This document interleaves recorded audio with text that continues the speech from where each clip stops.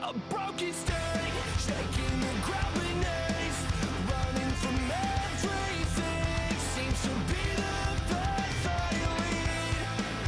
And now I'm beating on the floor, wondering why I feel like a ticking time bomb. Time bomb, always seem to get the time wrong. Time wrong, I blow up and then they're all gone. All gone, so sick of saying hold on, hold tight. I took a shot on hoping I'd never change. I wonder why I'm always broken. Stuck in time just like I'm frozen, frozen. Now I'm slowly thinking, a product of overthinking again. Hold it in and change my breathing. Settle down and stop repeating amends. I feel like a ticking time bomb. Time bomb, always seem to get the time wrong. Time wrong, I blow up and then they're all gone. All gone, so sick of saying hold on, hold tight. I feel like a ticking time bomb.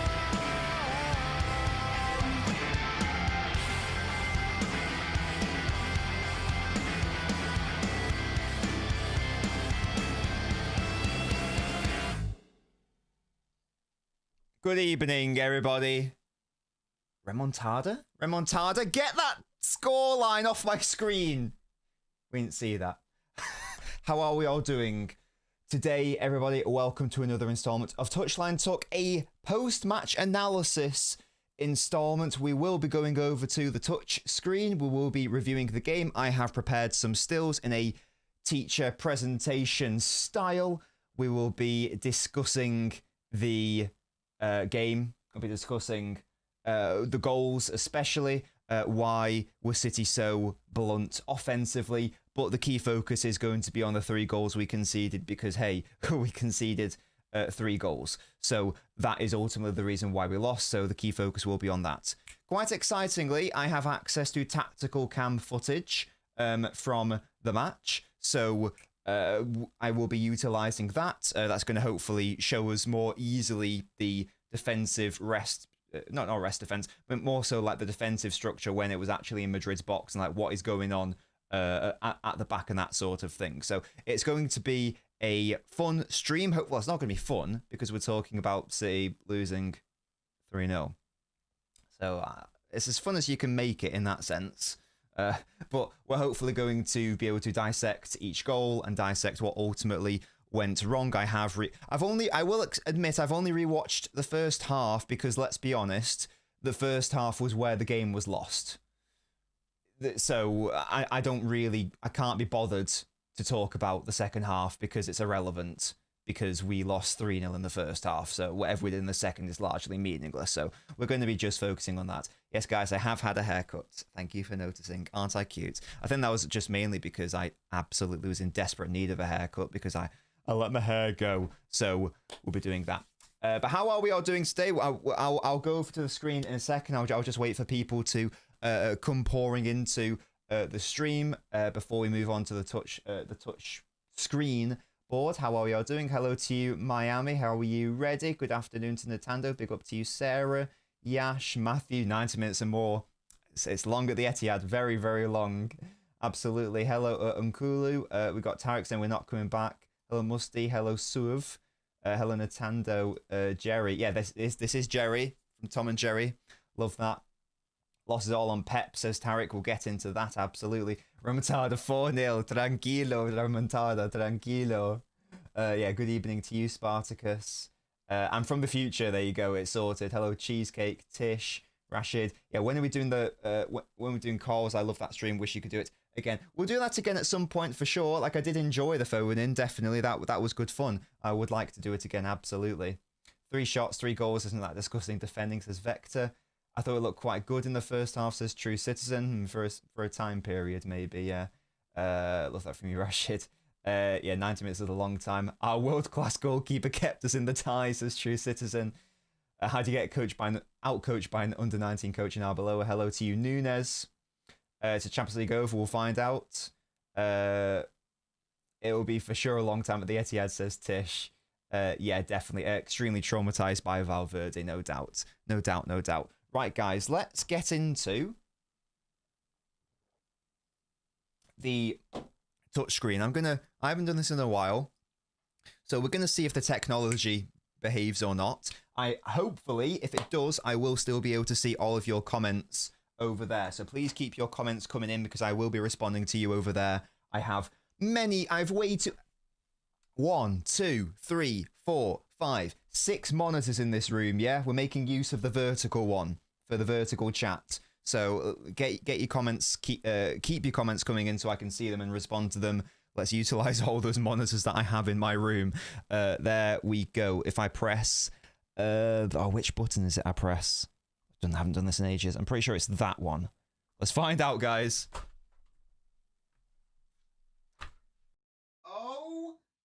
Oh yeah, baby. Oh yeah. I think we're all good. We're all sorted. I've just smashed my microphone there. Yeah, the audio is working. I can see the chat on my screen. Just gonna get my phone in case there are any issues at all, just so I can monitor activity. But there we go. We're all sorted. Hello, guys. How are we? Oh, look at this. Absolute scenes. Anyway. So today, guys, we are going to be reviewing the game where it was 3-0 to Real Madrid. Real Madrid 3, Manchester City 0. Now, what we have on this screen on the right-hand side is not what we actually saw. This is what I thought it was going to be. Now, I have some information about the lineup. I'm in the know nowadays, yeah? And speaking of being connected and all that stuff, I've even got tactical cam footage to discuss. We're making moves in the world, Nobbins Nation, yeah? I have some information about the lineup. You can choose to believe it if you so desire or not.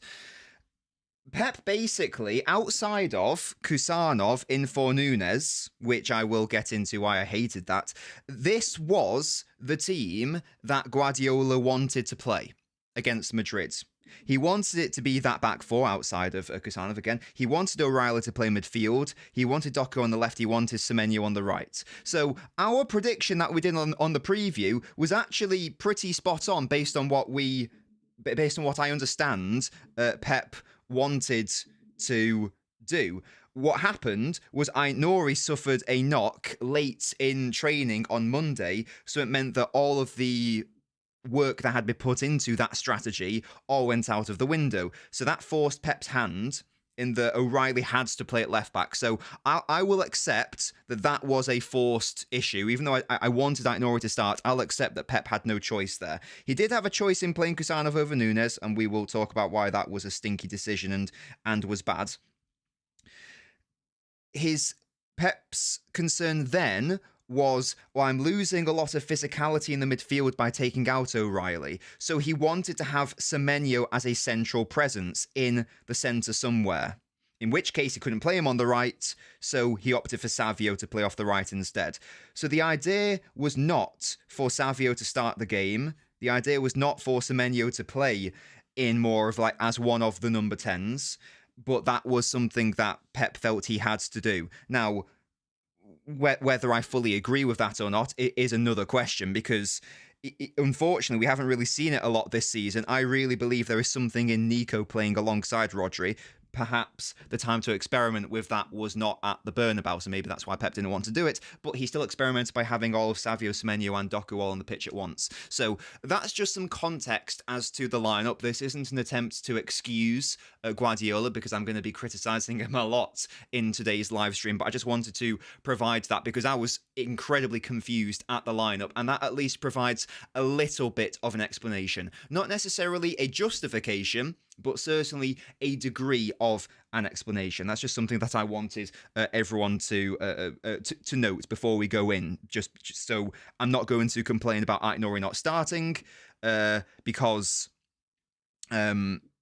that just wouldn't be necessarily relevant. Perhaps this isn't an attempt to excuse. It's more or justify. It's more so to explain. Perhaps this is why O'Reilly had such a poor game against Madrid in basically all facets of his play, because he was expecting to play in midfield up until the end of Monday, and then right at the end, he's got to play at left back. So perhaps that is why he had one of his worst ever games in a City shirt. It's not excusing the performance because it was terrible by O'Reilly.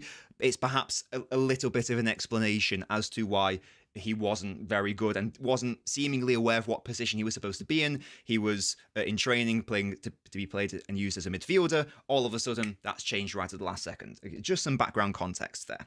So that was the lineup.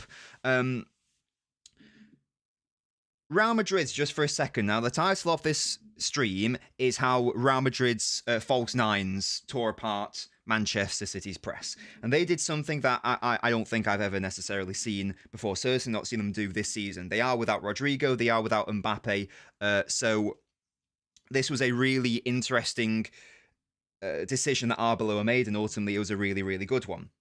Valverde pushed up to the right strike or right forward, whatever you want to call it. Out of possession, first of all, it's more of a 4-4-2. Sometimes it was actually a 4-5-1 with Vinicius just loitering around here to try to pick up a counter-attacking situation. But in possession for Real Madrid, certainly when they were building up from the back, Valverde pushed up to like the right forward. Vinicius went to left forward. Petach, I don't know how to pronounce his name. They stayed like in the midfield, and so that meant that technically your two forward players, your two strikers, whatever you want to call them, become Gula and Brahim Diaz, but their positions were so deep. They were basically playing in the midfield, so they were like double false nines. So it meant that Real Madrid now have a box midfield to outnumber Manchester City's midfield. Usually that was just actually Rodri all on his own, but either way, even if Bernardo tucked inside, Real Madrid had a numerical superiority in that midfield, so they had loads of bodies in the build-up, and we'll have a conversation about isn't it a weakness to sacrifice having no players on the attacking line outside of these two. We'll get into why that wasn't actually a weakness for Real Madrid when we get to exploring the goals. But here is a setup, as I say, a beautiful tactical cam frame from the match, and we can see that in action here. I think this is actually the build-up to Real Madrid's first goal, or maybe it's the second goal, I can't recall, but either way, this was like a recurring theme. You've got Manchester City's backline, massive numerical superiority. Again, I'll get into why that is a problem for City and a benefit for Madrid. And those are those two players. You can see how wide and high Valverde, the nominal right midfielder, and Vinicius, the nominal left striker, is. But to get things started, well, again, I will get into the goals. But let's start with City in those first 15 to 20 minutes. Because outside of like a nervy couple of minutes to start with, from like minute 3 through to 20, City were quite good in the game. I say quite good. I'm not going to say very good because we created very, very little in the way of like, shots and shots on target, but still City were threatening in those opening exchanges. And had the game proceeded like that from beginning to end, I think City would have won the game relatively comfortably. Okay, City didn't score a goal in those first 20 minutes, but if that was like the pattern for the next 20 minutes and the next 20 minutes and so on, City would have scored a goal eventually. So it was a decent start from City, and basically all of that came from Jeremy Doku. So this is a passing network from City from the first half specifically. Get into the flawed right side in a moment, but as we can see, the greener the circle, the more threat there is via the pass, and we can see that it's all Jeremy Doku basically. Every single good thing about City came through Doku in those opening exchanges. When City were good, it was because Doku was good. The instruction was very, very, very, very clear. Get the ball to Doku, get the ball to Doku, get the ball to Doku, get him up against Trent, and see what happens. That's all there was to it. Now, that was good, because Doku is a very good 1v1 player, but it's also bad because it meant the City had zero foothold or threat on the right side, or indeed central, and that was partly due to the lineup and the bizarre attacking dynamics, which we will explore later in the video. This is like one example really, really early on. Doku standing up. Trent Valverde hasn't yet got to 2v1 him yet, and he puts in a really dangerous ball, potentially dangerous ball anyway. There's no one there to attack it though. I think that's why Reinders came on in the second half, because he is he can be more of a box crasher. not enough players were making these runs. I was very disappointed in the movement of players like O'Reilly and Haaland and Semenyo in that first half, especially. I think that our players could have done a lot better from a lot of these Doku opportunities. All of City's game plan was get all of our players on our right side, make it so that the Doku is all on his Todd over here so that he can just be 1v1 against Trent in an ideal world. That was the entire game plan. Rodri here could play it quicker first time out to Doku. Instead, he introduces another pass into the network, into Guehi, into Doku, which does allow Real Madrid to scramble and get back defensively. So not ideal. By the time Doku gets the ball, he's 2v1. It's now Valverde against Trent. And Trent actually did have quite a good game defensively, but Valverde, we'll talk about the goals, obviously, but his defensive work was also exceptional, not allowing Trent to be totally isolated 1v1. So Valverde was absolutely excellent. And we all know what this frame here, if I can zoom in, we all know what this means here. If there's a 2v1 dynamic, then that must mean that there is space somewhere else for someone else to exploit that. There were not nearly enough penetrating runs or overlaps, underlaps, whatever, in and around Doku. Usually that is the realm of O'Reilly and or Bernardo. O'Reilly wasn't really offering that in the same way. There was zero rotation between the two either. Now, that was an instruction, but there was just far too static in and around Real Madrid's box outside of Doku on this left-hand side. So Doku's forced to go backwards. This is a similar example, I believe, where this time, once again, look at all the Real Madrid players out on our right side. Ruben Diaz gets the ball and quickly, immediately plays it into Doku.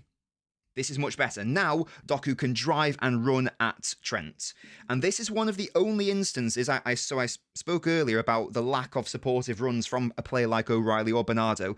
This is one of the only examples where we do get that support, and it's really, really good.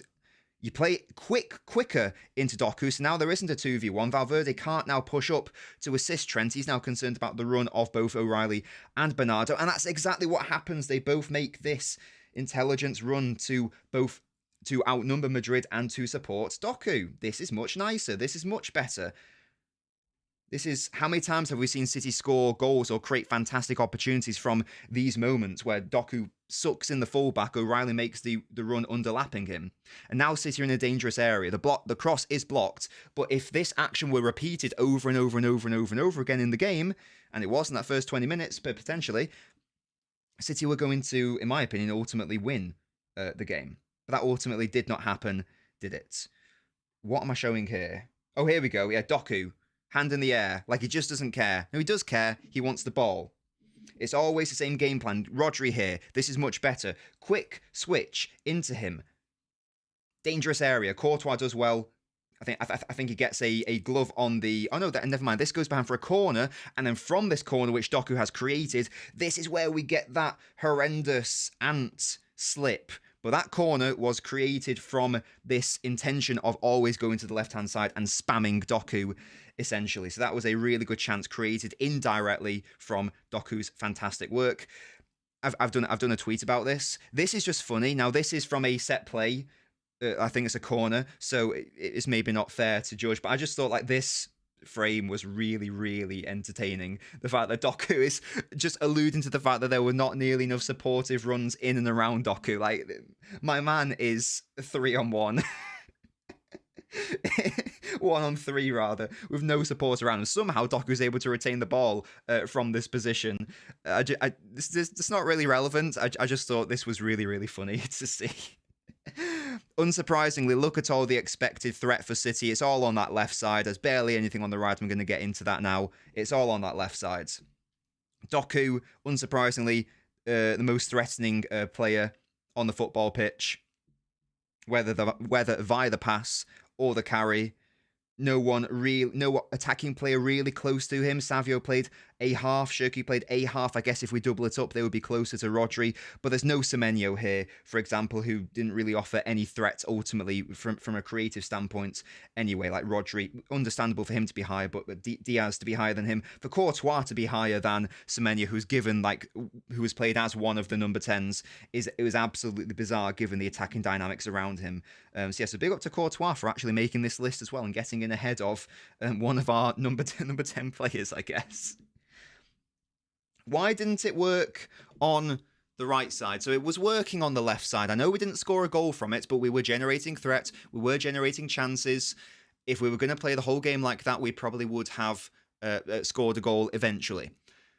And that's all well and good, but the right side has to be more than just a foil. It has to be more than just a decoy. It also has to function and provide threat in itself, as does the centre. If we go back to this passing network from that first half from Mark Stats, again, it's all emphasised around Doku being isolated, which makes sense because you want to isolate Doku. But there's just zero connectivity or connection on this right side. It's a voidless death zone of death.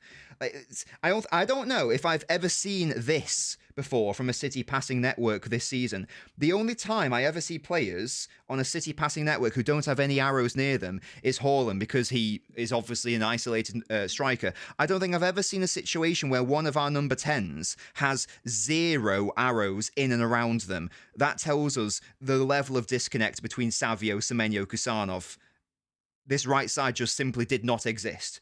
Let's go back to what City's setup was in possession. It was a diamond press off ball, and in possession, O'Reilly pushed up, the back three moved across, so Kusanov played as a right centre-back. Rodri was...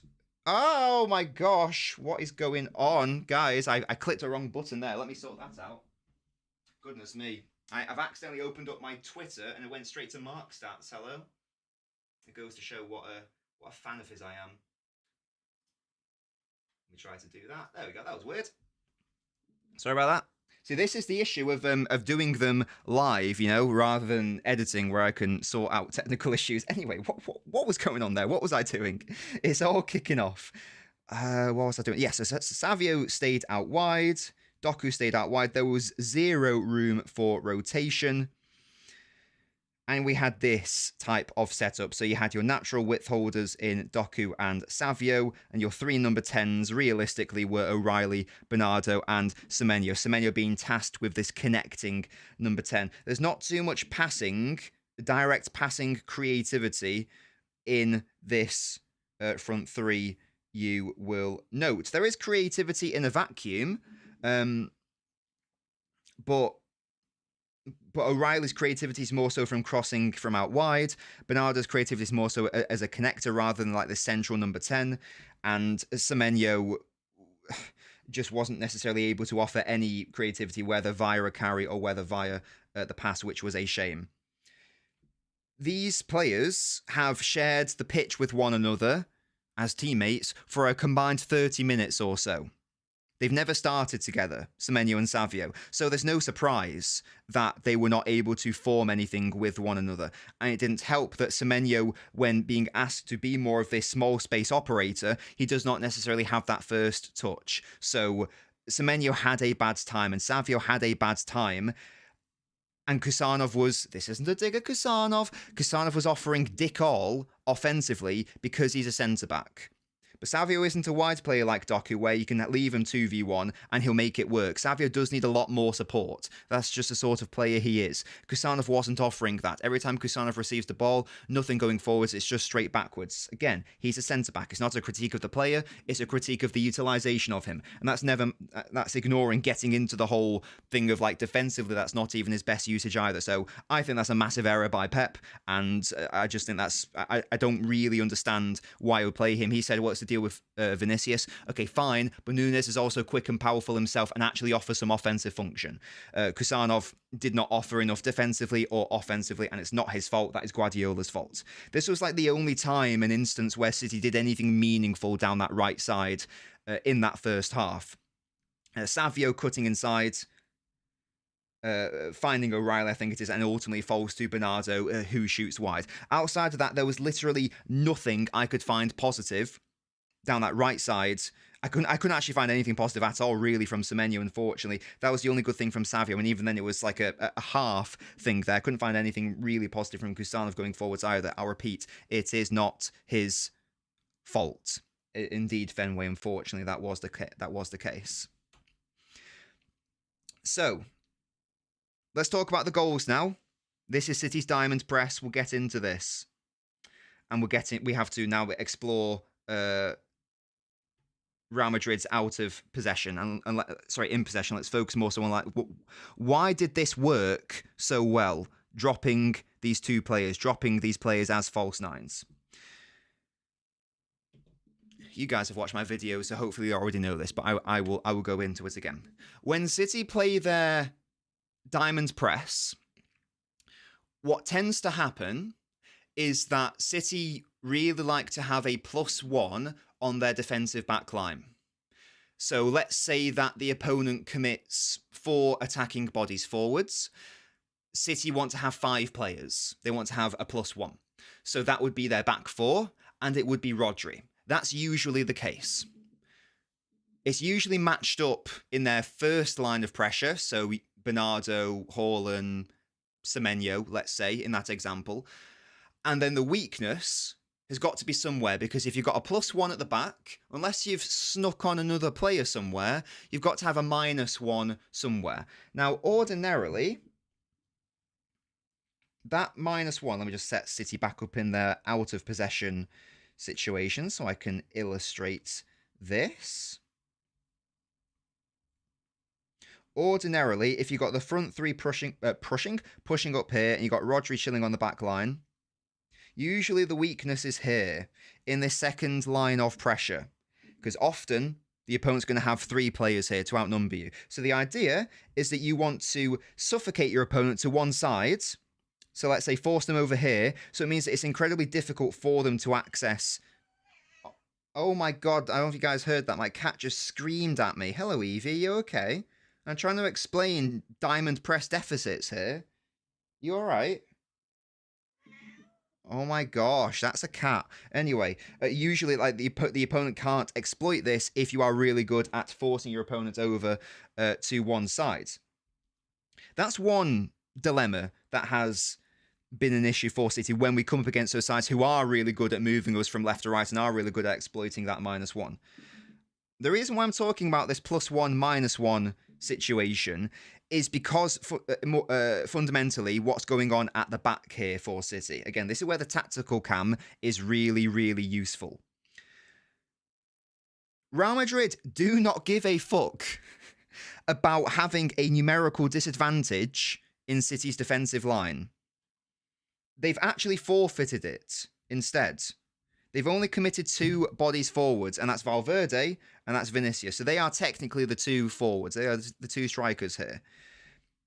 Normally, these players would be up here.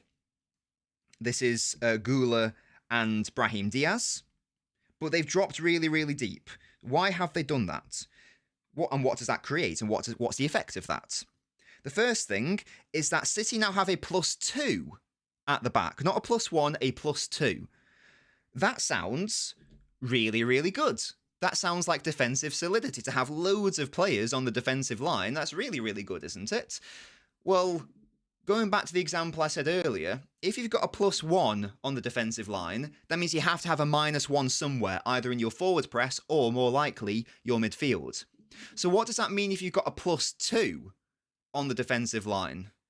Well, that means you must have a -2 somewhere else, either on the forward line or the midfield. And it was the midfield where City got absolutely shafted by Real Madrid. Look at how many bodies there are deep for Madrid in the build-up. Now, this actually isn't necessarily relevant for this goal, but I just wanted to explain that because this will become relevant for the second goal, and it's relevant for all those moments where if you watch Real Madrid and they just cut through us like butter, and you're looking at it like, how are they doing this? So this is actually the build to the first goal, but I just wanted to illustrate that going forwards. Evie is all of us losing their shit about Pep getting the tactics wrong. Here she is. Hello. Hello. She is. You want to say anything? No? Good girl. Okay, there she is. There she goes. I gave you lunch as well. What are you crying for? Little cat. Anyway, this is the first goal. Let's now, unfortunately, analyse all of the errors that City had. As I just have a swig of Pepsi Max. Excuse me. She felt the poor taxes from Pep, yeah? Okay. I'll get more into this maths lesson after I explore this goal. So, this is the first goal. This, unfortunately, is bad positioning by O'Reilly. He's not deep enough. If we have a look at the other sides, this is good positioning by Kusanov. He's got Vinicius right in front of him, so he can view him perfectly well. He's also got loads of space in between him, so if a direct long ball does go over to Vinicius, Kusanov has enough time to get into a good position and deal with it. This is bad positioning by Nico O'Reilly in the first instance, in my opinion. You'll also note that Gahey has been sucked in by the false nine situation because he sort of realised that what's the point of having a +2 on the back line? We might as well try to make it a +1. That takes Gahey out of the equation, though. This is why Gahey is a non-factor for the purposes of this goal that is scored against City. So in the first instance, it's bad positioning by O'Reilly. It is an unbelievable ball by Courtois, and as we'll get into, I keep saying that, but Valverde, absolutely wonderful here. Yeah, the ball here is ridiculous by Courtois. He deserves massive credit for the spot and for the attempt. Despite City's positional error, it is still fantastic by Real Madrid, just going over our press accurately, which is really, really impressive from Courtois. So O'Reilly makes the positional error in the first instance. He then misreads the flight or the path of the ball, unfortunately. That's another error, I'm afraid to say, by O'Reilly. At this point here, O'Reilly has unfortunately committed a couple of cardinal sins. He's allowed Valverde to just run ahead of him because his starting position was wrong. And then he's misread the flight of the ball subsequently. This is obviously bad from O'Reilly, and it is his initial error. The good news is that a goal hasn't yet been scored. Thankfully, Valverde's touch is bad. It's actually quite heavy. So, that's a good point, Sachin. So whilst it does take O'Reilly out of the game, what it should have done was give the goalkeeper an opportunity to come and claim it. Note Donnarumma's starting position. Well, this isn't even his starting position. I couldn't even, unfortunately, the tactical camera didn't even give me access to this angle. Donnarumma's starting position, well, no, Donnarumma's position here indicates that he started more so from like there, from the right-hand side. Why? It's very obvious where Courtois is going to punt this. And you can see the ball all the way. There's no reason for the goalkeeper to be on that right side. That's an error of positioning, unfortunately. You can see him run over to his left, which means he must have started on his right. That is an error from the goalkeeper. That's bad positioning, I'm afraid to say. Had he been in the correct position, he would have got here in time to intercept the ball. This is bad sweeping by Donnarumma, I'm afraid to say. And there's no excuse for him to be out on the right-hand side because there is so much time between this ball being played and actually going to Valverde. So, I appreciate the thing of maybe he's concerned about Vinicius. Irrelevant. He's got loads of time here to read the flight path. As does O'Reilly. It's an error from him also. So that's the first thing to say. Donnarumma is a bad sweep. He's already set himself back. Good news. Good news, everyone. He still gets there in time. So despite the initial positioning error and despite the initial bad sweep, he's still able to make amends and just get rid of this ball here. Ball's in the box. Any contact on it from him, and the ball just goes over there, then Donnarumma and O'Reilly can simply deal with it. All he's got to do is get any contact on it. Any contact. Valverde takes the touch around him. The ball is in the box. The ball is in the box. Donnarumma here, just any contact with your arm, mate, and it goes out and Nico Riley can clear it up. He's nowhere near going to foul Valverde. It's not a problem. Just get your arm on it. And he pulls his arm back for no reason. For no reason. This is weird. This is unfortunately a really bad error, I'm afraid to say. Now, I'm going to clear something up here because I think that there's perhaps a misunderstanding of what the handball rule is and what the law is. I think some people think that... Let me just go back so I can illustrate my point. I think some people think that it's relevant where Donnarumma's leg is and where his body is. So, because I've seen people say... And that's the thing, Sachin. Hart did not do a good analysis of this because he's wrong, or he doesn't understand the laws of the game, which is really weird for a goalkeeper. It's a bad explanation by Hart. Or, if it is a good explanation, it's still not a justification. Because what Hart has said, and indeed what I've seen other people say, is that Donnarumma does not know whether he is inside the box or not. Now, what does that mean?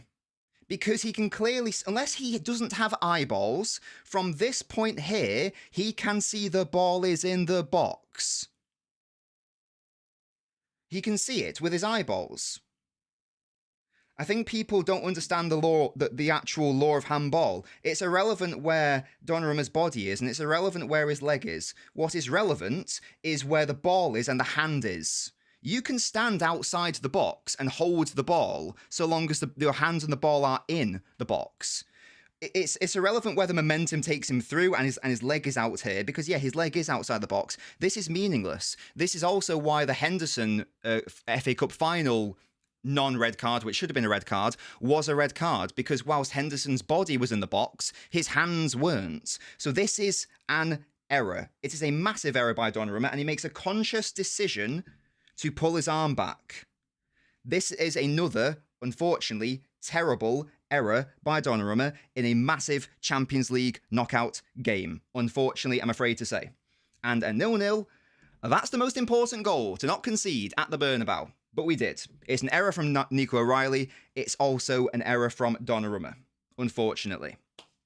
And from here, we absolutely capitulated and we lost it. Any of that composure we had in the first 20 minutes, eroded, erased, gone. It's done. Because of a bozo moment by Nico O'Reilly and a bozo moment by Donnarumma, unfortunately. It's an error. And there's nothing else to say about that. And I'm amazed that some people have tried to excuse that or say it isn't an error. It's fascinating to me because it's a massive error. And right now it's cost us. Second goal now. Second goal. This is more relevant as to what I was talking about earlier. So City have their diamond press, the diamond players, whatever you want to call them. You got Doku left central midfield, Savio right central midfield, Bernardo the tip of the diamond, Rodri at the base of it. Haaland and Semenyo are your two strikers leading the press. This is where what I was talking about earlier becomes incredibly relevant. Because look at all of the City back line here. Look at this. It's 4v2 at the back. This is good for City in that state, but it is bad for City when, if and when, unfortunately for City, the forward press is bypassed. Because what it means is, if Real Madrid are able to play through City's press, and they were because they had loads more bodies back, it means that when these players, so your false nines who have dropped, it means that when they get onto the ball, they are still arriving into dangerous areas. In which case, yeah, right now you have the numerical edge, but as soon as these players arrive into that space, following the build out from the back, you no longer have that edge, or if you do, you are now facing a 4v3, and your three players are Vinicius, Brahim Diaz, and Valverde, who are all very good attacking players. Yeah? My hand gestures are world class. Thanks, mate. You got to emote, yeah? You got to emote with your hands, yes? I know people take the piss out of me from doing that, but you know. How many times did this exact scenario happen? At least 4 times. It was at least 4 times in that first half. At least. Where Real Madrid were able to do this. And it was a consistent pattern. It happened from Real Madrid's first goal kick. And the really worrying thing for me, and again, this guy, Pep Guardiola, love him, but I think he's the main issue with the game. He didn't change it. He didn't remedy it at all in that first half, even though it was causing us consistent issues. We just persisted and kept pressing like wankers. So, Real Madrid have loads of players back. Makes it very easy for them to overload our midfield, yeah? There's also a lack of intensity in City's press as well. That also doesn't help. So City have a high line. We always have a high line. High line isn't a problem. But that does need to be coupled with intensity from our forward players. Now, I don't think that this was our players being lazy. I'm assuming it was an instruction, because we've seen our players be really intense in their pressing, but they were not here. So this had to have been an instruction to be a bit more passive, but it makes it so easy for Madrid to just play through us. So Mendy here on the ball. Look at both of these players. They're just chilling. They're just going, yeah, I want the ball. I want the ball. Give it to me. There's literally no one near me. Rodri has got the most impossible job in the history of the world. No footballer in history is going to be able to do the job that was expected of Rodri against Real Madrid. The best version of Fernandinho, the best version of Declan Rice, Caicedo, Kante, Vieira, Makaleli, whatever, Busquets is not going to be able to lock down the entire midfield without any support. The back line is confused at the positioning of Valverde and Vinicius. They don't want to push up because they can't leave their fullbacks 1v1 against these incredibly threatening offensive players. So they can't really step up to support the midfield like they normally would do. So it means that Rodri is absolutely all on his own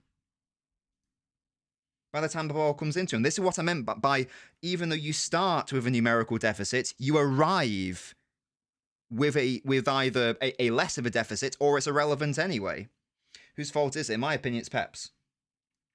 There's not really much Rodri can do there. He isn't 3 players all at once, unfortunately. So Brahim Diaz carries the ball, and now it's just like, what, 2 passes? Look at the situation that has happened. That lovely +2 has now gone, yeah? What we are now seeing here is City's back 4 peddling back up against Vinicius Jr., Brahim Diaz, and Valverde. Bad. Because Rodri's been beaten, Bernardo's been beaten, the entire front press has been beaten. Now, you can make an argument, and it is fair to say, that the ball by Vinicius, it's fortuitous that Diaz gets something on it, and it's fortuitous that deflection falls kindly to Valverde. We can absolutely argue that.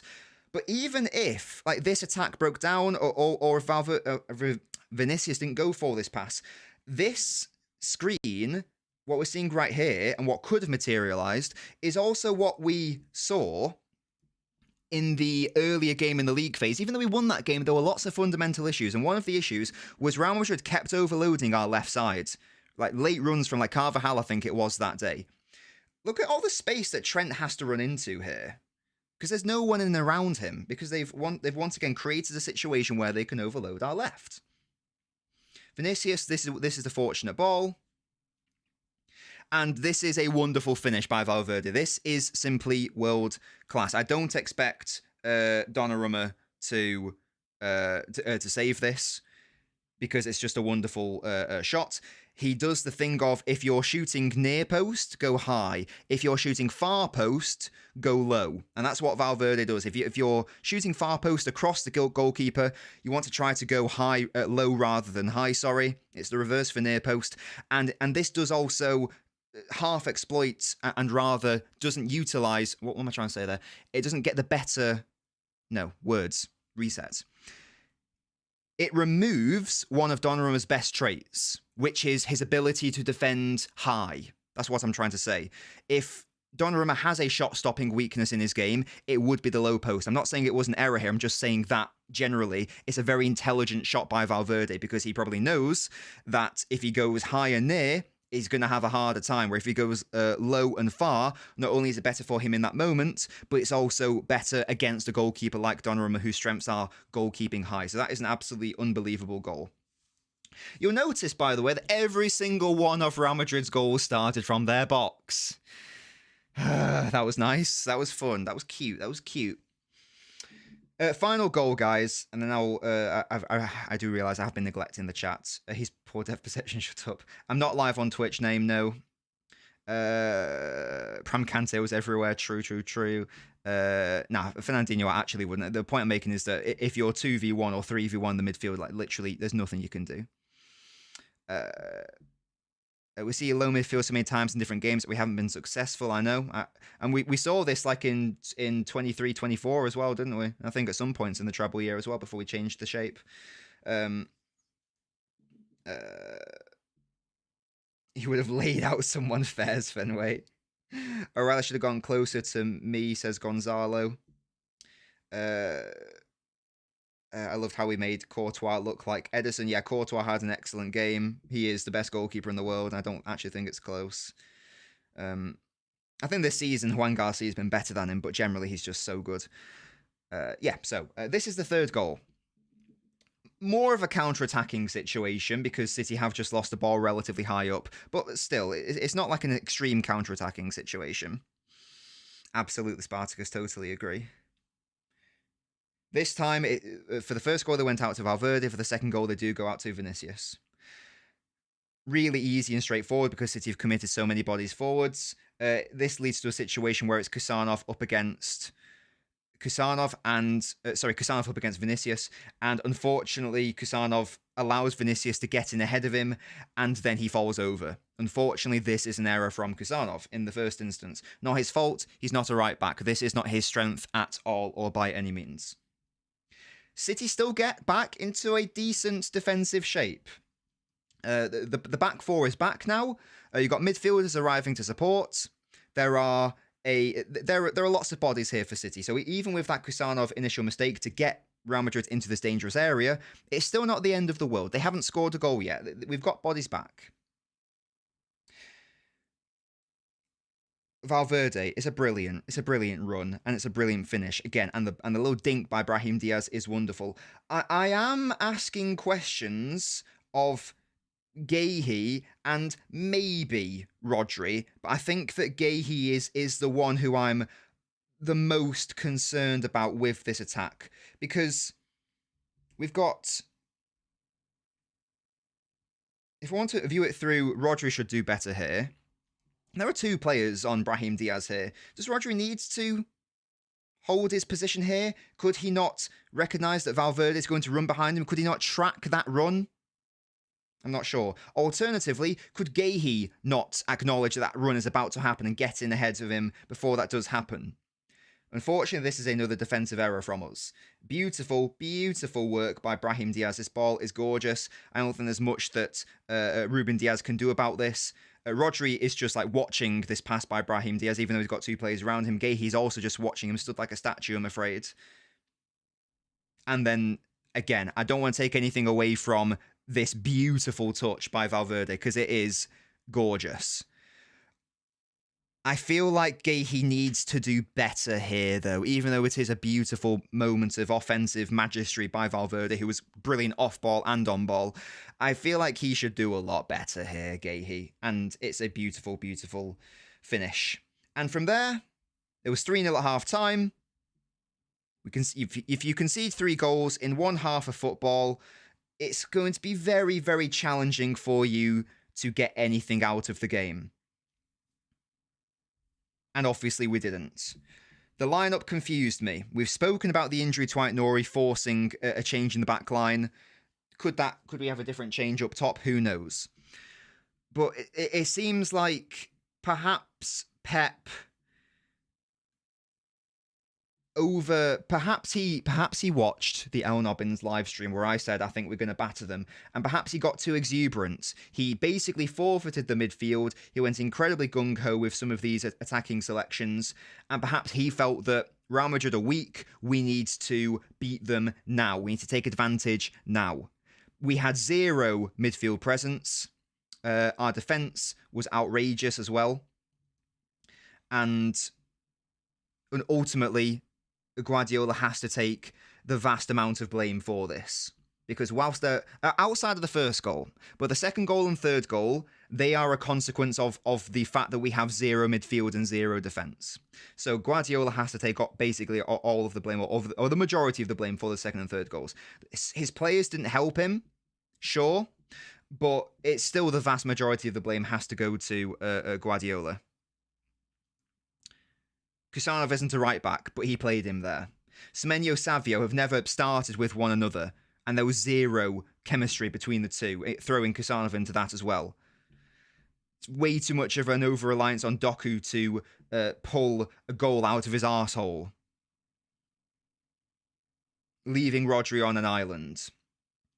Having Semenyo try to be your main creative number 10, or one of your number 10s. That's all on Guardiola, I am afraid to say. So his players should have helped him out in some of those moments. The first goal especially, that is basically all on the players. But the systemic issues that we saw throughout the entire 90 minutes obviously has to lie with the manager there. And now we find ourselves where we are 3 goals down in the round of 16. Our manager didn't help us. Our Nico O'Reilly and Donnarumma certainly didn't help us for that first goal. And we probably have to score 4 goals at the Etihad, because it seems relatively likely that we will concede a goal based on this performance anyway. At least 1 goal at the Etihad. So that would mean we would need to score 4 just to tie things up. And I mean, never say never. Never say never. Remontada, tranquilo, and all that. It just seems quite unlikely. I don't know.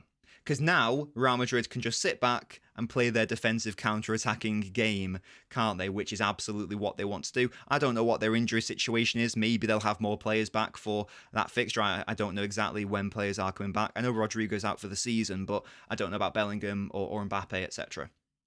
Carreras, blah, blah, blah, blah, blah. So we may end up facing a stronger Real Madrid side. And that was like maybe the last thing I wanted to say. Most City fans, most Real Madrid fans would probably contend that in respect of personnel, this is the weakest Real Madrid side City have come up against. And they battered us 3-0. So it has been done before, but that was a very good Liverpool team. Was that 18-19 when that happened? Can't remember if it was. I can't remember when it was. I don't know. Either way. So guys, that's some analysis from the game. Hopefully you found that valuable. Hope you enjoyed that. Well, you probably wouldn't have enjoyed it, but hopefully you found it valuable and interesting, at least. And hopefully now you're in a better position to understand like why those goals were conceded. Big up to the tactical cam footage. Hopefully you guys enjoyed that as well. It's very interesting to watch the game via that different camera angle. You do see a lot more than just on the broadcast. It's another reason why I like going to the Etihad when analysing games, because you can see everything and you can pick and choose what you want to watch. You don't have bullshit, oh, let's cut to the manager who's drinking some water. I don't care about that, okay? Let's never talk about this game again, says Fenway first. I'm going to go to the... I'm just going to go back to my chair now, and let's have a chat. Let's chat more about the game and maybe other things as well.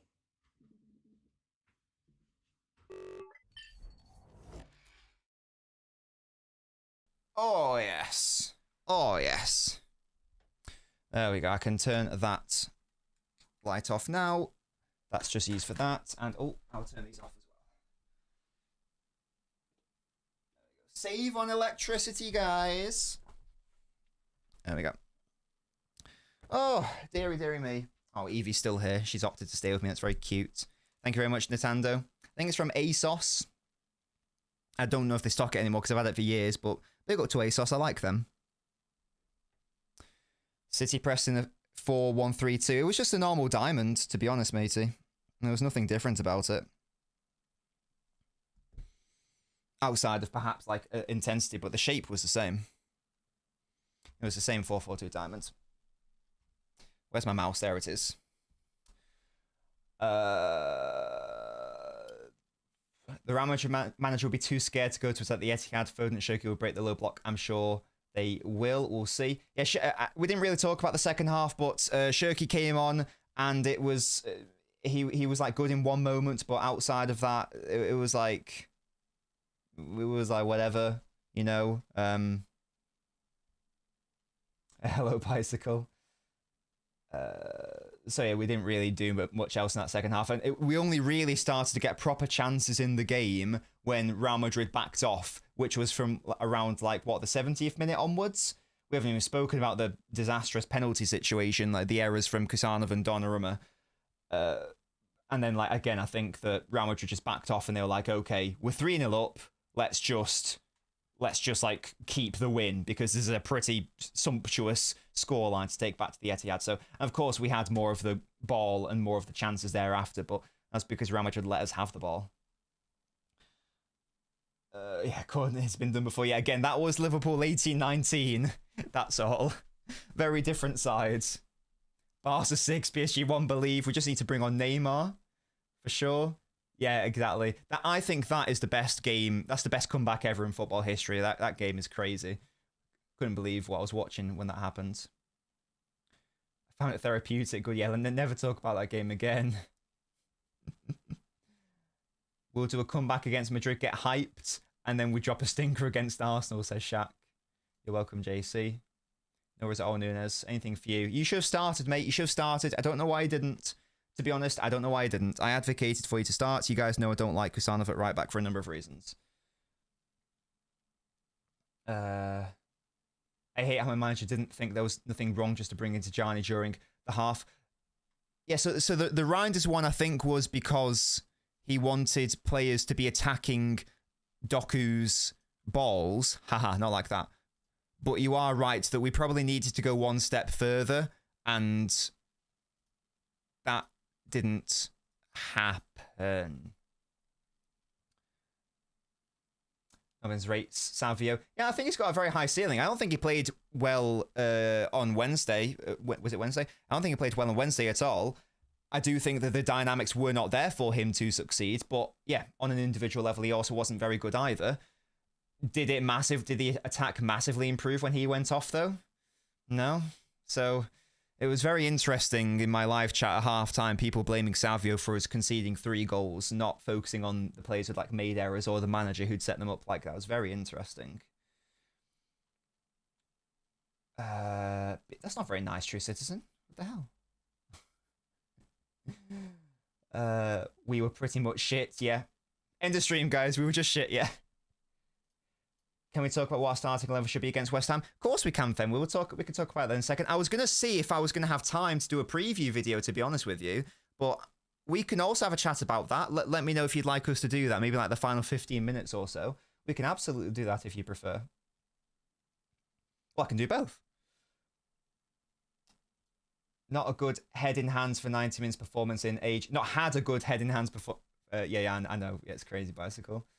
And it was also, I felt really bad because my friend said, right, I want to place a bet on. You're going to help me. What do you think's going to happen? And I was so confident. I said, yeah, we're going to win. It's going to be like 2-0. Don't worry about it. He was like, really? It's like, yeah. Bet on City to win. It'll be good. I was like, oh, okay. Yeah, that's fine. So I've cost him like 20 quid. So, sorry, George. Sorry about that. Well, that's the question, isn't it? We don't need to score 4 and not concede. We do need to score 4 and concede 1, or score 3 and not concede. Because if we take it to penalties, guys, we will win. Because Donnarumma, everyone knows my issues with him, but what I don't have an issue with is his amazing penalty shootout record. Isn't it the best in history? Or the joint best in history, I'm pretty sure. So if we can take it to penalties, look, it's a big if. I back us to go through on penalties with Donnarumma in goal. I'd be stupid to not back us. He's won like 6 out of 8 shootouts or something mental in his career. So hey, if we can do that, big up. He is a shootout specialist. That is his thing. Wait, isn't he suspended? I don't think so. I don't remember seeing I don't remember seeing it like pop up on the board that he's suspended. I don't think so. If someone could please confirm or deny that. I don't think he's suspended. I didn't see anything like that. I'm sure it would have come up on the screen and would have said Donnarumma suspended for next game, but that didn't happen when he was booked. Best comeback in history will be on Tuesday. We will be there. We will be there. Thank you so much to Faded for subscribing to the channel. Big up. Yeah, I'm not gonna like. Look, it's gonna take a lot. I'm gonna be real with you guys. It's gonna take a lot for me to become a we need Guardiola to leave the club situation. It's gonna take a lot for me to get to that point. But I will say that he has been annoying me for the past few seasons. He's annoyed me this season. He annoyed me last season, but I accept that it was a impossible situation to navigate, but it was his fault in the transfer market. And he annoyed me the season before in 23-24. You can go watch my league season analysis video from the 23-24 season. He annoyed me tactically that season as well. So it's frustrating, but it's going to take a lot for me to ultimately turn. But I am allowed to be annoyed, and I have been very annoyed for the past few years. I don't think we've played well in a season since 21-22. Across a whole season, I'm going to say. Because even the treble year, excellent for the first third, but very reliant on Haaland. Second third, shit. Final third, the best team you'll ever see in the history of the universe. But across the whole season, it was a bit stinky. I think the last time we were properly exceptional from beginning to end was 21-22. It's been a minute. And I know that was a different team, different time, different period, blah, blah, blah, blah, blah. But again, I'm not pep out, obviously. I'm not an idiot.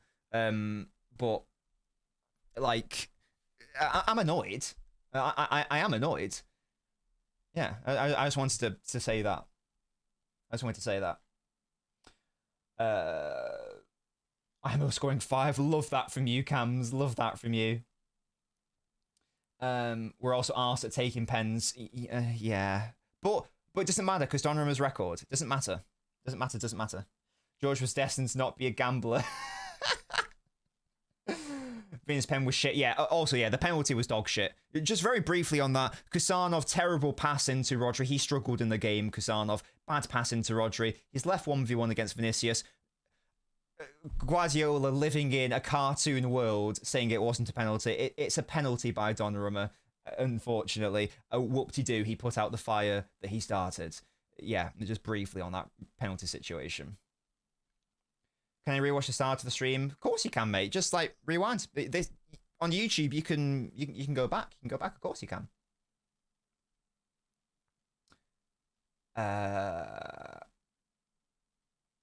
Exactly. And this is the thing. This is why it annoys me when people use the, well, if Guardiola wants the player, then I want the player.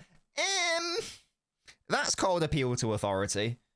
Like, doesn't, just because he knows a lot more than anyone in the world doesn't mean that he's can't get things wrong, or it doesn't mean that he's perfect. And we have many examples of that. We have many examples of that. Horn's good at pens again, true. If we could just get him to take all of them, then that could be a thing, can't it? So yeah, Semenyo is good at penalties, in fairness. Indeed, he isn't a fullback. Definitely not. He is a centre-back, so I don't want him playing at right-back. I think City were nervous. Yep, definitely. And maybe that's why Gahey had a bad game, because that was his Champions League debut, right? Is that correct? Perhaps that's why he had a poor performance for that third goal. I don't know. I'm giving him too much credit there, but it must be quite daunting for your first ever Champions League game to be at the Bernabeu. That's quite challenging, isn't it? I'm optimistic, says Bengal. On a real, never give up. Otherwise, what's the point? You might as well just not turn up. But if we are being realistic, it's not going to happen, is it? If we're being properly realistic, it's incredibly unlikely to happen. Never say never. Never say never. KP44 is mint at pens as bicycle. Oh, gosh. Yeah, I will say, I don't think that either of these players had good games, but they weren't platformed very well either. Savio was put in his correct position, but zero support from Kusanov. And Kusanov shouldn't be expected to provide that support or defend at right back or contribute offensively at right back, because that's not his position ultimately. So I don't think either of them played well. I don't think Semenyo played well. Again, he's not. You don't really want to be using him in that role with those teammates around him. This guy made that call. Ultimately, this guy made that call. So he's got to take the majority of the blame, in my opinion, and just not fixing the fact that we had that +2 at the back and it was useless. It didn't do anything for us. It shafted us in if anything. It's a massive shame. Sorry, I will move on from the Madrid game because I know it's depressing and we can talk about West Ham. But it is upsetting because I properly, truly, honestly thought that, yeah, okay, we'd go out against Bayern. But I really thought we were going to at least get to Bayern. And maybe we still will. But I thought we were going to win on Wednesday and win relatively comfortably. Not like 5-0, but I thought it was going to be pretty easy for us. And yeah, so upsetting. So upsetting. And Madrid deserve a lot of credit, as does Valverde. Just amazing. So fair play.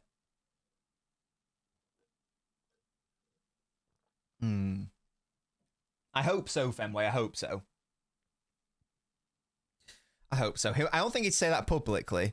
But no, in fact, he didn't say it publicly, did he? Publicly, I think Sam Lee asked him a question, and Guardiola said, "I don't think I actually changed that much." Really? It's like, okay, fine, whatever, mate, whatever. Yeah, get the likes of guys, pay rent, listen to Sarah and her Fiat, whatever that awful car is. Big up. Yeah, my best bud Sam Lee, big up to him. I saw a tweet. Chill. We're not that tight or tidy. Locker room was in a state of disconsolation. Doesn't surprise me. Just lost 3-0 against one of the worst Madrid sides you'll ever see on paper. They should be. They should be distraught. They should be disgusted. If they weren't down and disgusted, then I'd be concerned and I'd be upset. If they were like, oh, happy-go-lucky, I'd be upset. I want them to be angry and disgusted with themselves and I guess all the other circumstances around it. Hey, silver lining, at least it means that, Foden can't be scapegoated at least. Savio gets scapegoated instead, to be fair, but, What did I say after the Spurs game? The 2-2? I know today wasn't a good example of that because that was a weird game, not the same issues from the season, but, different players. Similar issues cropping up for City. Similar degrees of inconsistency. Bernardo was honest. Yeah, Bernardo speaks very well, and that's why he's the captain. And whatever you think of him as a player, and hopefully, I think he's been very good this season, in all honesty, but he just is the definition of a captain, isn't he? So, we love Bernardo. We love Bernardo. We love him. Right, guys, before we move on to having a chat about what we might want to see against West Ham, do we have any other thoughts on anything? As I just get my tactics board over here now. Any final thoughts on anything? Excuse me as I burp there before we move on to the Hammers. The Hammers. Guys, Vinicius Jr. plays for West Ham. What's going on? Hello? What a scoop that is. What an unbelievable play by West Ham. The bloody hammers. The bloody irons, yeah? The bloody irons. Could we talk about Gonzalez? I would have liked him to have started on Wednesday. I think one of the problems is that we've not seen it at all, them starting. And Nico's not really been used how I thought he was going to be used. He's almost exclusively been used as an out-and-out defensive midfielder. Now, medium term, that ain't going to cut it. And long term, that won't cut it unless Rodri is leaving. Because otherwise, Nico's going to leave. Why would he play second fiddle for the rest of his career? It wouldn't happen. So if Pep doesn't intend to use him as a number 8, which was his role against his position again playing for Porto, then he has to go. Or Rodri has to go. I don't see how else it works.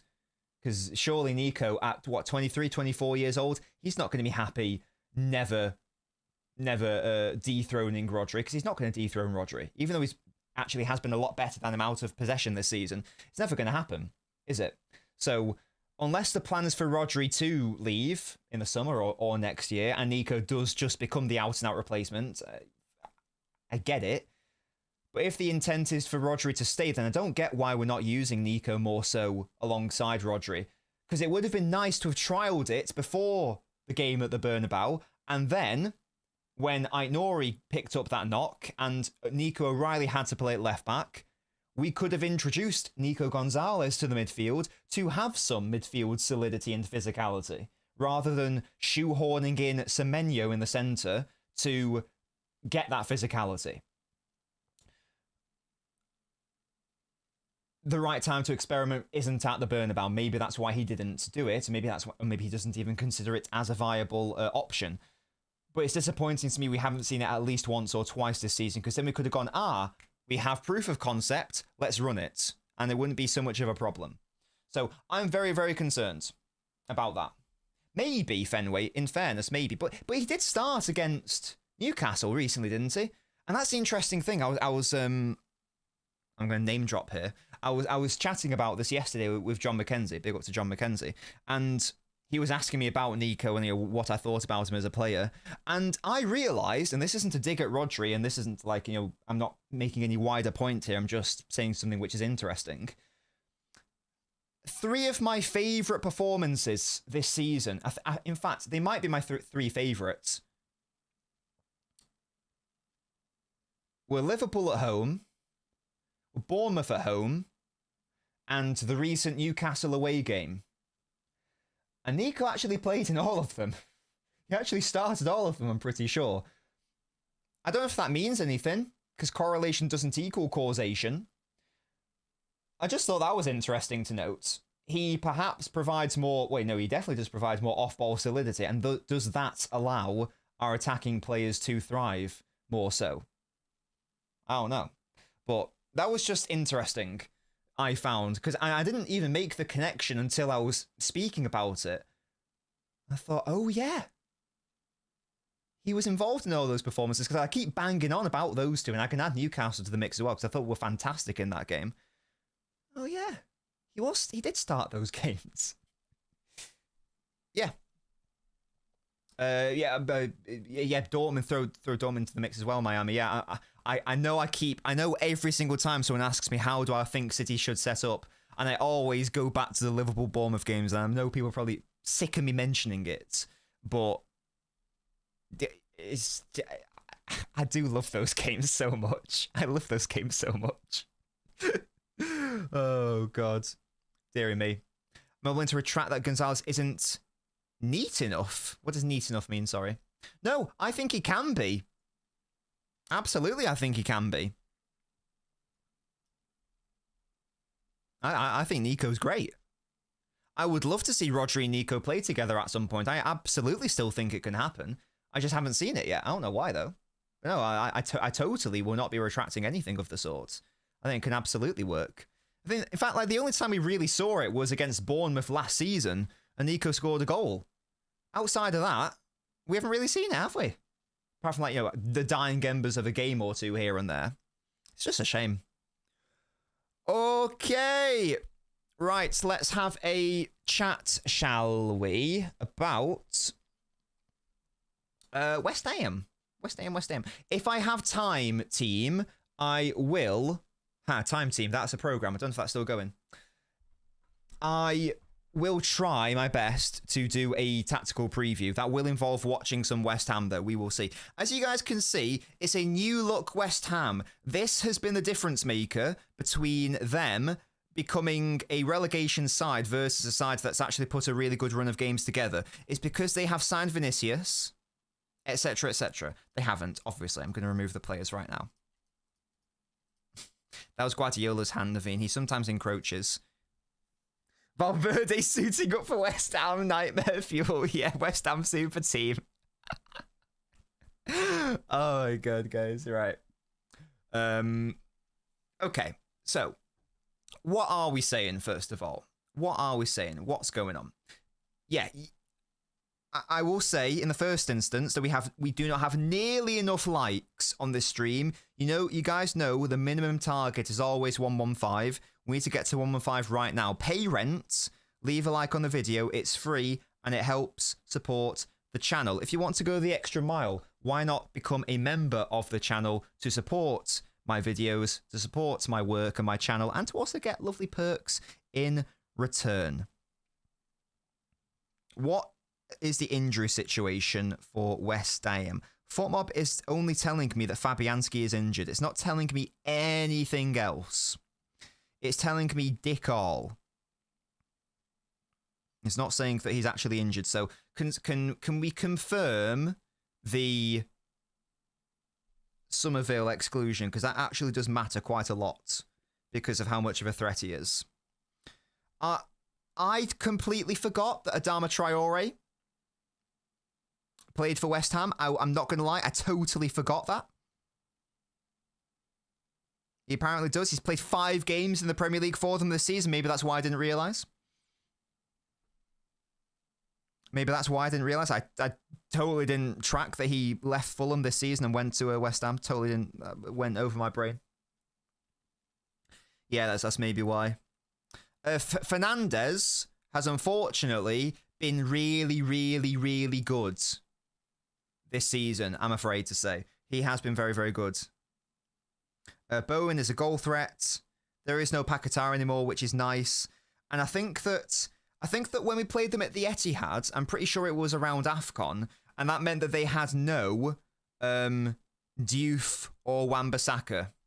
Jessica, thank you so much for upgrading your membership to Fnatic Ultra. Thank you so much, matey. When I get my fucking act together, that means you'll get an extra video a month as well. So thank you so much for that. Oh, I'm so sorry. I'm so sorry. Your random footballer is oh, it's controversial, I'm afraid. It's Alex Ferguson. Oh, I'll set it to one side. I'll set it to one side, and I'll use it as toilet paper later on. How about that? That will balance out. That will balance out the situation. Yeah. Anyway, what was I saying? Yeah, when it was AFCON, they didn't have their main fullbacks at the time, who were Diouf and Wan-Bissaka. So that played to our strength also. I'm going to remind myself of the City lineup that day. I know Foden played because he should have got an assist for the first goal. I remember that. Haaland obviously started. I know we won 3-0, but who else played? So we had Foden and Shirky that day. So it was a standard back four: Nunes, Diaz, Gvardiol, O'Reilly. Midfield was Nico, Reinders, Bernardo Silva. And Foden was doing the left wing gimmick, was he? Because Doku was still out injured. Understood. Right. Okay. Oh no, he is a legend Fenway, of course. I was being cheeky. Oh god. Okay. We've got around 12 minutes left off the stream. Let's have a chat about this game, shall we? So, we'll only really have time to focus and look at what we might want the lineup to be. Now, we have to have an eye on the second leg. I know that it's very unlikely that we do anything in that second leg, but we have to appreciate that we need, ideally, to consider that game. So there has to be some rotation here. Whether it's mass rotation is another question, but we sort of have to half keep it. We have to keep that in mind, I think. So let's just get the players off the screen first of all, off the pitch. Play James. Okay, now play the kids. Chill, chill, chill. Right. Let's just reset it. Donnarumma is obviously going to be playing. I think that Nori had that knock, but he came on for 20 minutes. It might do Fenway. I'm going to... I really want Nori to come back in at left back. It will obviously be Gay playing. I'm going to predict Diaz, and I think I'm going to predict Nunes to come back into the side as well. I don't think I'm going to predict Kusanov to start this one. I don't think so. So I know it just talks about rotation, but I don't think there's too much rotation you can do with the backline. Although, to be fair, the fullbacks are rotated, aren't they? So I guess that's a thing. Yeah, I think Haaland will start, definitely. Definitely, there's no doubt in my baby brain that that will happen. Does anyone want to propose a different backline? Does anyone want to predict a different backline? Or is this pretty safe and secure to predict? Chug stones, says Mario. Oh.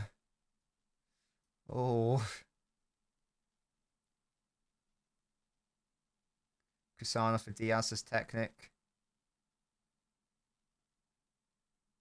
Marmish still no away Prem goal.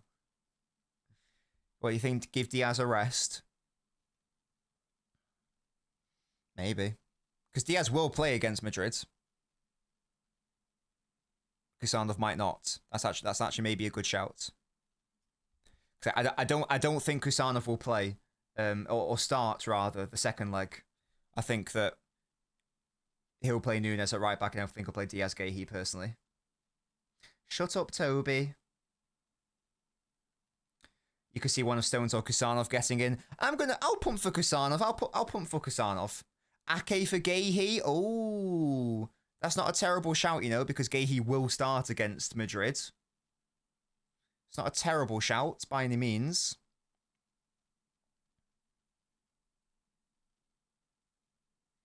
I'm not going to predict it though. I'm going to stick to my guns with Gahey. Midfield, I think Rodri's going to get rotated for Nico. So I'm going to predict Nico to start. The good news is that this obviously gives us like an even stronger defensive base. So I'm going to predict Nico to start. See you, sub. Gonzalez rises forwards in midfield, says Abish. Perhaps. Rico for... Spartacus, what are you doing to me, mate? What are you doing to me? Yeah, I'm pretty sure Nico's going to play. I'm very confident of that. If Foden doesn't start this game, I'm going to be properly amazed if he doesn't start. I don't expect him to start the second leg either.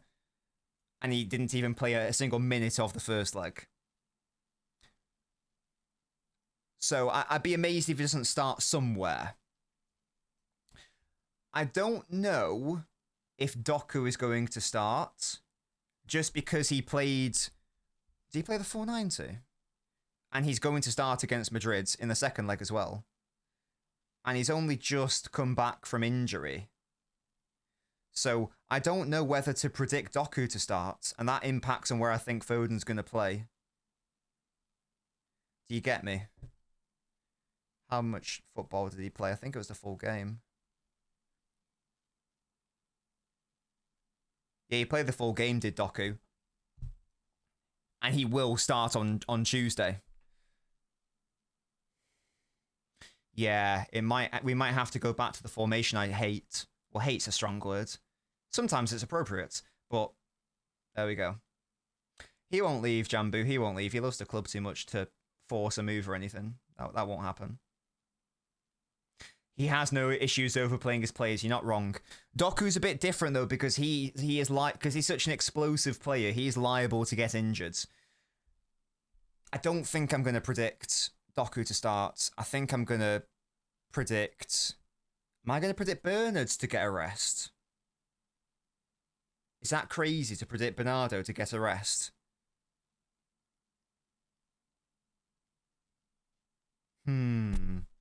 That's quite an important question.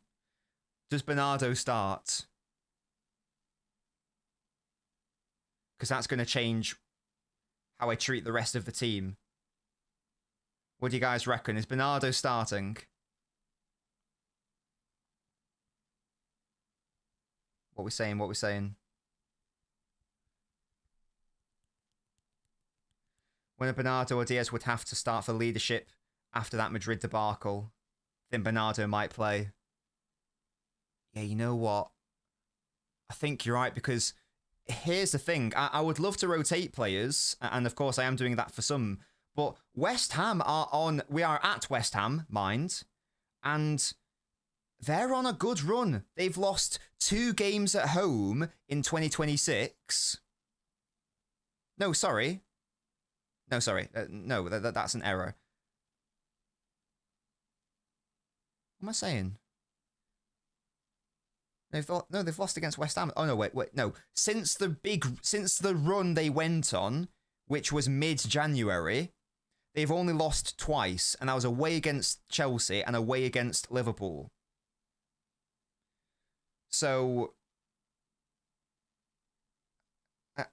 we have to go quite strong here, unfortunately, as well. I am going to predict Bernardo to start, you know.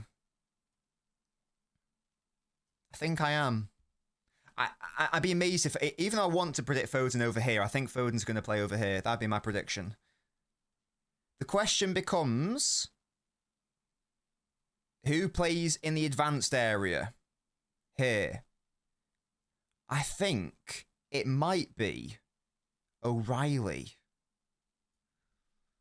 This is why I was asking about Bernardo, because if Bernardo doesn't play, we can have a more attacking team.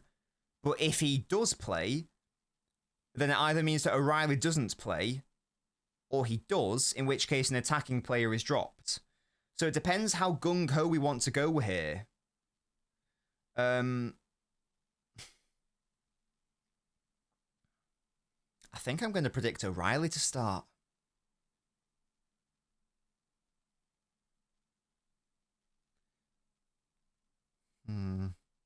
West Ham are pretty physical. Yeah, that's what I'm thinking. I would be amazed. Well, no, I wouldn't be amazed. Well, no, yeah, words. I'd be amazed if Pep did this in the first instance. I'd be very surprised at this. I could maybe see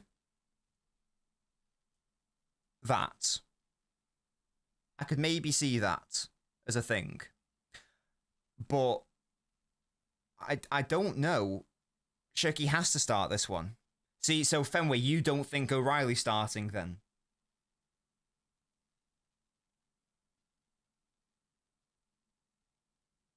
Do I think O'Reilly will play versus Madrid in the second leg? Yes.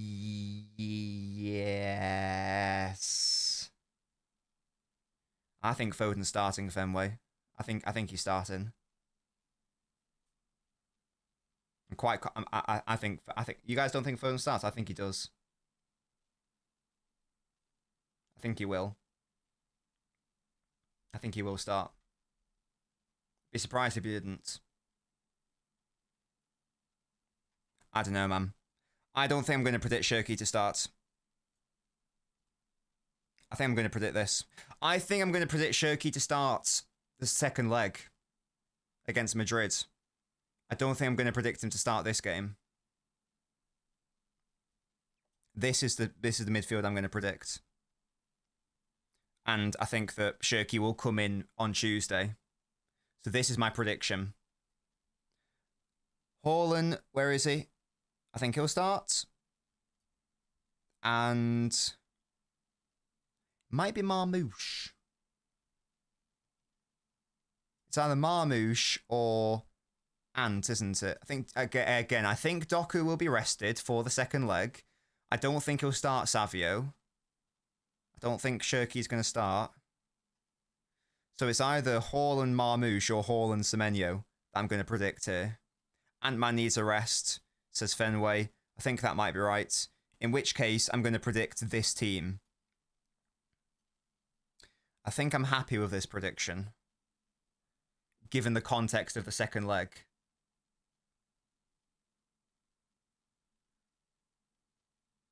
Doesn't mean it means O'Reilly gets no rest. But Pep seems pretty set on having lots of physical presences. Is that the right term? In midfield. That's what I'm going to predict. What we're doing here, it's called a prediction, my petal. Don't get upset at a prediction, my children. It's a prediction. This has zero impact on your life. It has zero impact on Guardiola's selection. Don't cry or get upset. This is a guess. It's fine. I don't know why everyone's losing their shit at a prediction. It's fine, team. Don't worry. It's a guess. It's fine. It's fine. It doesn't matter if it's 11 different players. It doesn't matter if it is these players. Nothing I say or do will impact on anything. I am but a drop in the ocean. Calm down. Fuck me. So how would this set up on ball? Well, we just have the usual width coming from the fullbacks, I suppose, and it's going to be like a 4-2-2 situation. They're going to play back 5, you would assume. Spartacus, I hate you. And we're going to have a solid base with Nico in defensive midfield as well. And this team's good enough to win. This team is good enough to beat West Ham. I don't want us to underestimate West Ham, though. I don't want us to underestimate them. Bowen is a threat. Fernandez is a threat. Traore is pacey, even though he's not been that good recently, but still, that's a thing. Yeah. I'm hopeful it'll be an easy game, but form tells us it isn't going to be an easy game because their last few games, so they drew against Brentford, but they beat them on penalties. They beat Fulham away. They lost at Anfield, okay. They drew against Bournemouth. They beat Burton. They drew against Man United. They beat West Ham. They only lost 3-2 at Stamford Bridge. They beat Sunderland. They beat Spurs away. They beat QPR. And then before that, it's a run of shit from early January. And it's annoying because before that, they had this run. Draw, loss, draw, draw, loss, loss, loss, draw, loss, loss. So, of course, we're playing them when their form is win, win, win, loss, win, draw, loss, win, draw. So, that's nice, isn't it? Who is Nor? That's Nico O'Reilly, matey. Sachin. Shut up, mate. Oh, God. So there we go. That's what I'm going to predict, I think. I'll have a think about it. I will... Again, if I have time, I will do a West Ham tactical preview, and I will see if I spot any weaknesses in West Ham that we can maybe exploit with different personnel, for example. But purely based on the context of we need to go strong, but we also need to still consider some players for the second leg. The main one there I'm thinking of is Doku, because he's just come back from injury, and he needs to start. So... It could very well be Foden doesn't play and Shirky plays. If Pep wants to be ambitious, it could very well be Bernardo drops and then you got Foden and Shirky. Who knows? Maybe he'll throw a spanner. Maybe he'll start Savio and Doku again. Who maybe Reinders will play instead. Maybe it'll be Reinders and Nico O'Reilly and Bernardo there. Who knows what we will see, guys? Maybe Diaz will play instead of Kusanov. I just do not know. Yeah, who knows? Maybe James Trafford will be thrown a game because, charity. Because Pep's feeling generous. Who knows? Maybe Rodri will play. Maybe we'll see Rodri Nico, guys. Maybe that'll be a thing as well. Oh, put Nobbins in. Yeah, get me a fucking left back, guys. For real, for real. As I say, I will try to go watch some West Ham, try to create a video, but it is date night tonight. And do you guys know why it's date night tonight? Because it's Man City in the evening tomorrow, so we can't do date night tomorrow evening. Hence, I might not have the time to do it. But we will see, won't we? We will see. That was the video. That was the stream. Hope you enjoyed it. If you didn't, tough. I'm not giving you your hour back. I'm not giving you your 90 minutes back. Tough shit. You've invested your time. If you didn't get a return on it, if your ROI is in the red, not my problem, you know? Not my problem. You bought Nobcoin. I didn't make you buy a Nobcoin. Yeah? I just plugged it. You bought it, though. You bought the Nobcoin. So... that's the thing.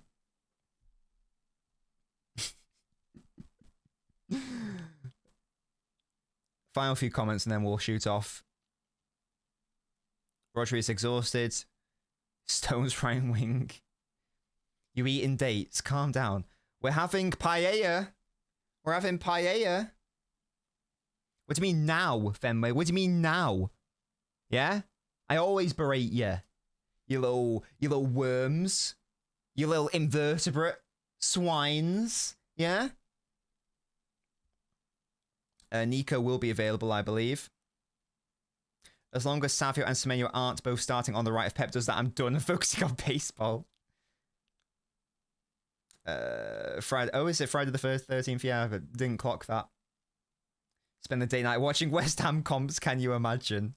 Now, we're going to have beautiful paella. We're having garlic prawns to start. Scallop chorizo paella for main. And we're watching Thor 2, which is one of the worst MCU films in the second phase, in the earlier phases. But the last film we watched was Iron Man 3. So next on the agenda is Thor 2. We're doing it, guys. Watched Avengers last date night. It was very, very fun. Yeah, we're having that lovely paella. You're not getting it back. You're not getting it back. I just joined now. Damn you, Ink. Damn you. I invested nothing and I got to laugh. Fair enough, mate. It's a lot from you, Jessica. It's not a pyramid scheme. Yeah, it's more of a trapezoid.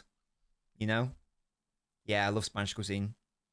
Spanish jollof, nice. Yeah, before everyone goes, what are you having for tea? Or dinner? What are you guys having? Let me know. If you know, if you don't know, then you don't know. But what are you having? Paella food you can only eat once you're... Why is that, Fenway? What's the logic there? Hello? Ooh. Ooh. Worst movie ever. It is bad, isn't it? But unfortunately, you've got to watch it for plot because it's quite important. Pasta. Food, nice. Going around to his dad's wherever he's making lit. I'm sleeping. It's midnight. Fair enough, Fireborn. What did you have then? Rum and vodka. Lasagna. Edible food. Nice, mate. Pepperoni pizza. Beautiful. Tacos. Yes. Yes. Pasta bake. Some. I thought I said a samosa at first then. Like, good lord. Pretty messy to eat. I don't think it's messy. I don't think so. Not really. Unless you're eating it with like your hands. I don't know. I've never had a messy situation with paella. Personally. Fireborn. Nah, that's a bannable offense. High key. That's a bannable offense. That's insane. Ramshud away was our thoughts too. I mean, yeah, she's quite lovely, isn't she? You know, that's why. Yeah, I watched the Star Wars prequels for the plot. Come on. I watch it for all the trade negotiations and great dialogue. Been on a diet for 5 weeks, down £10. Excellent work. The stuff that's quite a lot of that's quite a lot that you've lost though. £2 a week.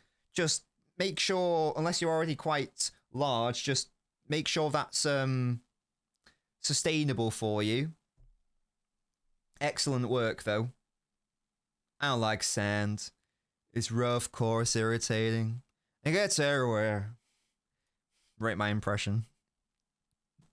Oh, waterway. Ah, okay, fair enough, fair enough. Fair enough, fair enough. Just look after yourself, yeah? Well done. Just don't do too much too quick.